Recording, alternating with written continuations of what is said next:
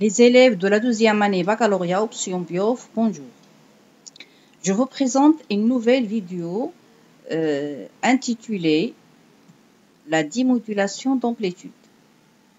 Donc, dans la vidéo précédente, on avait fait donc la modulation d'amplitude et on va voir maintenant comment est-ce qu'on fait la démodulation, c'est-à-dire comment est-ce qu'on fait pour récupérer le signal émis au début, c'est-à-dire le signal sonore émis au début. Tout d'abord, je vais faire un petit rappel. Comment obtenir donc une bonne modulation. Donc, pour obtenir une bonne modulation, on avait dit qu'il faut que la tension de décalage U0 doit être plus grande à l'amplitude SM, et cela revient à dire que M, le taux de modulation est inférieur à 1, et que la fréquence Fp de la tension porteuse doit être supérieure à la fréquence Fs. Donc Fp supérieur à Fs. Fs, c'est la fréquence de la tension modulante. Donc au minimum, il faut avoir que Fp supérieur à 10 fois Fs. Maintenant, on va donc passer à la démodulation d'amplitude. Donc, tout d'abord, on va définir ce que c'est les filtres RC. Donc, on a deux types de filtres. Le premier filtre, c'est le filtre passe-haut. C'est quoi un filtre passe-haut? C'est un montage qui laisse passer seulement les tensions haute fréquence. Donc, les tensions de basse fréquence, ils ne passent pas. Donc, ils sont filtrés par ce filtre. Donc, l'association RC série, voilà donc l'association RC qui est en série. Donc, c'est un filtre passe-haut. Donc, il ne laisse passer que les fréquences, c'est-à-dire que les tensions de haute fréquence. On a le deuxième type de filtre, c'est le filtre passe-bas.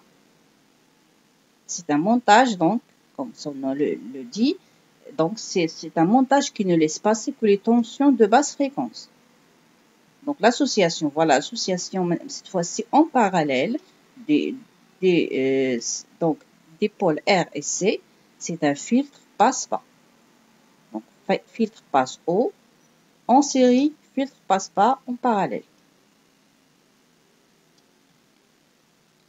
Maintenant, on va parler de ce qu'on appelle la détection d'enveloppe ou le détecteur d'enveloppe.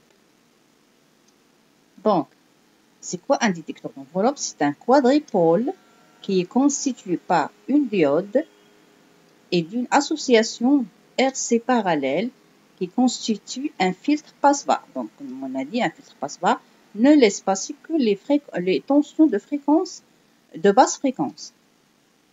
Donc, on va donc appliquer la tension modulée en amplitude US de T qu'on a obtenue par le multiplieur. On a déjà vu. Donc, on va visualiser sur l'écran de l'oscilloscope la tension de sortie obtenue, c'est-à-dire on va la noter US' de T. Donc voilà la tension de sortie, c'est-à-dire la tension modulée en amplitude. Voilà donc le détecteur d'enveloppe, donc la diode, le filtre passe-bas, donc les deux dipôles RC en parallèle. Et voilà ce qu'on obtient à la sortie US' de T. Donc, l'oscilloscope va nous donner donc cette forme de signal. Ce qu'on avait au début, c'est ça, c'est le signal modulé en amplitude. Mais après avoir donc fait le faire passer à travers le filtre passe-bas, voilà ce qu'on obtient. On obtient des ondulations pour la tension de sortie US' de T. Donc, qu'est-ce qui s'est passé? Voilà donc, on a donc tout d'abord la diode. La diode, tout d'abord, c'est une diode qui est branchée dans le sens passant. Donc, il ne laisse passer le courant que dans un seul sens, qui est le sens positif. Donc, la partie inférieure, elle va être donc, ne va pas apparaître sur l'écran de l'oscilloscope, voilà. D'autre part, on a le filtre passe-bas. Donc, il ne va laisser passer que les tensions de basse fréquence, c'est-à-dire la tension qui est donc la tension S de T, qui est la tension modulante, plus donc la composante continue, donc ce qu'on a ici. Donc, ceci ne va plus apparaître, qui est donc de haute fréquence, c'est-à-dire la porteuse ne va plus apparaître à ce niveau-là. Donc, ce qu'on obtient, c'est ce signal qui a cette forme-là et qui a des ondulations. Donc, les ondulations, elles sont dues donc au fait que la diode va donc, comme on a dit, ne laisser passer le courant que dans un seul sens. Donc, on aura seulement la courbe, ou plutôt le signal qui est en bleu. Donc, les conditions d'obtention d'une bonne détection d'enveloppe, il faut que, tout d'abord, la tension à la sortie du circuit de détecteur d'enveloppe a des petites ondulations. Voilà, les ondulations. Elle suit la forme du signal modulant. Voilà, elle suit la forme du signal modulant. Vous vous souvenez très bien de la forme du signal modulant. C'est la même forme qu'on a ici. Donc, il doit donc tout d'abord, comme on a dit, le détecteur d'enveloppe doit avoir des petites ondulations et il doit suivre la forme du signal modulant. Donc, on doit obtenir des ondulations. Quand cela va être réalisé, si et seulement si la constante du temps, taux, de ce circuit-là, c'est-à-dire taux égale RC, il doit vérifier l'inégalité suivante. Donc, taux doit être compris entre la période de la porteuse TP et la période de la tension modulante TS. Donc, taux doit être compris entre TP et TS. Bien, donc TP c'est la période de la tension porteuse et TS c'est la période du signal modulant. Donc, voilà donc pour le détecteur ou la détection d'enveloppe.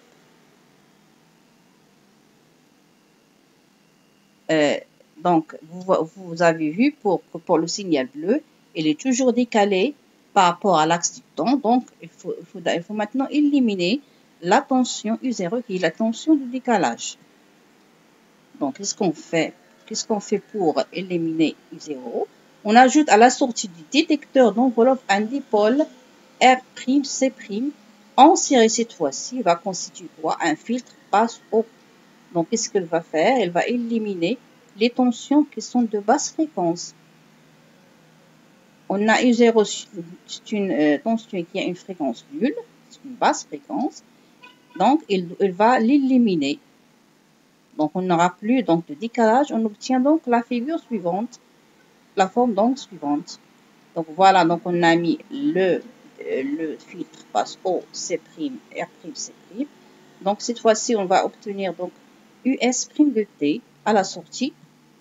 Et donc, l'oscilloscope va nous donner ce qui est, voilà ce qui va nous donner ce qui est en vert. C'est la tension de sortie et US' de T. Donc, ce qui est en rouge, c'est avant le filtre passe-pas. Ce qui est en bleu, c'est après le filtre passe-pas. Ce qui est en vert, c'est après le filtre passe-pas et le filtre passe-haut. Donc, ce qui est en vert. Donc, voilà, c'est le signal qu'on a au début. C'est le signal émis au début. Donc, on l'a récupéré, le signal, comme il est, non décalé et non déformé. Donc, voilà, on a fait donc la démodulation d'amplitude. Et on a obtenu donc le signal US' de T à la fin qui va être donc récupéré donc par le haut-parleur. Mais avant d'être récupéré par le haut-parleur, il doit donc passer par donc toutes ces étapes qu'on a vues. Donc voilà. Maintenant, pour réaliser un récepteur d'émission radio, donc tout ce qu'on a vu jusqu'à maintenant, c'est ce qu'on utilise pour faire la réalisation d'un récepteur d'émission radio. On va voir après comment est-ce qu'on fait cette réalisation. Et tout d'abord, on va étudier ce qu'on appelle un dipôle LC parallèle qui est le filtre passe-bande. Ce filtre passe-bande est utilisé pour réaliser le récepteur d'émission radio. Donc, on réalise le montage électrique suivant. Donc, voilà le montage électrique. Donc, on a LC en parallèle, on a la résistance R et on a un générateur basse fréquence. Et à la sortie, on aura donc une tension US. Donc, ce montage est formé, comme je l'ai dit, donc le condensateur qui a une capacité C égale à 10 microfarad. Donc, la bobine a une inductance L égale à 10 millihenry et un conducteur ohmique R. On va faire varier donc la fréquence du GBF. Donc, faire varier la fréquence du GBF et à chaque fois, à l'aide d'un oscilloscope, qu'est-ce qu'on fait? On mesure l'amplitude UMS de la tension de sortie US de T. Donc, à chaque fois, on va brancher donc la sortie à un oscilloscope. On va mesurer l'amplitude UMS pour chaque valeur de la fréquence F du GBF. Donc, ce qu'on obtient donc, c'est la courbe suivante. Donc, le filtre, plutôt le dipôle LC parallèle, c'est un filtre passe-bande. C'est quoi un filtre passe-bande? Pour la tension, elle laisse passer seulement les tensions qui ont les fréquences appartenant à une bande centrée sur la fréquence propre F0 où UMS est maximale. Donc, le dipôle LC, c'est un filtre passe-bande. Donc, on a une bande sur laquelle le dipôle LC travaille, c'est-à-dire il ne laisse passer que les fréquences qui sont dans cette bande, c'est-à-dire qu'ils sont centrées sur la fréquence F0 où UMS est maximale. Donc, la fréquence F correspond à la valeur maximale de l'amplitude ESM. On voit ici donc UMS. Pour UMS maximale, on a F égale à 5 Hz. Et si on fait le calcul pour le dipôle LC, on a déjà donné cette expression pour la fréquence, on l'a déjà démontré. On a donc F0, quand on a parlé du dipôle RLC, et spécialement du dipôle LC idéal, on a F0 est égal à 1 sur 2 pi racine de LC. On fait le calcul, on trouve donc 5 Hz. Donc voilà, c'est la même valeur pour UMS maximale. Donc, quand on fait varier donc le dipôle, plutôt la fréquence F du GBF, le dipôle LC, comme on a dit, c'est un filtre passe-bande. Il ne laisse passer que les fréquences qui sont centrées autour de 5 Hz. Donc, on va voir ça après. Donc, c'est ce qu'on utilise quand on fait donc varier donc la fréquence pour un radio pour obtenir donc par exemple une station qu'on veut écouter. C'est le principe qu'on utilise. Donc, F est égal à F0, s'appelle donc la fréquence propre du circuit LC en parallèle. Donc, pour sélectionner un signal émis, c'est-à-dire une station de radio, plutôt une radio, plutôt une chaîne de radio qu'on veut écouter, donc, il faut faire un accord entre la fréquence propre du circuit LC parallèle qu'on a ici et la fréquence porteuse, c'est-à-dire la fréquence porteuse de la station, la fréquence qui va être donc reçue par l'antenne du radio. Cette sélection se fait en faisant varier quoi? En faisant varier ou bien L ou bien C. Donc voilà l'antenne de la radio. On a donc le dipôle LC. Donc pour écouter une chaîne de radio donnée, il faut donc varier ou bien L ou bien C pour donc la fréquence pour que la fréquence de ce dipôle doit être donc en accord avec la fréquence reçue par l'antenne. Et c'est comme ça qu'on écoute notre programme préféré sur la radio. Voilà maintenant la réalisation d'un récepteur radio proprement dit. Donc, le schéma suivant, c'est le montage expérimental d'un récepteur radio. Donc, voilà le schéma du récepteur radio. Donc, ce schéma-là est constitué de plusieurs parties. La première partie, voilà donc le cercle LC serré qu'on vient de traiter. C'est là où se fait donc la réception et la filtration. C'est-à-dire ne prendre que donc les signaux dont la fréquence est en accord avec la fréquence propre du circuit LC. Voilà donc l'antenne. Donc la chaîne est reçue par l'antenne. Donc le circuit LC, c'est là qu'on fait donc la filtration, c'est là qu'on choisit donc la fréquence qu'on veut, doit être en accord, comme on a dit, avec la fréquence propre du circuit LC. Donc c'est la réception et la filtration. Après la réception et la filtration, il faut donc noter et se souvenir que le signal reçu ici, c'est le signal qui est modulé en amplitude. Et que tout cela, c'est pour faire la démodulation du signal. Pour récupérer à la fin, donc, le signal reçu au début. C'est-à-dire émis au début. Donc ici, on a l'amplification 1. Le signal reçu, il est bien sûr faible. On aura donc besoin d'un amplificateur qui va donc augmenter le volume du signal. Donc on a ici l'amplification 1. À ne pas se soucier de cette amplification, de cet amplificateur. C'est-à-dire, vous souvenez seulement que ici, au niveau de ce circuit-là, on fait donc l'amplification 1. Après l'amplification, d'abord,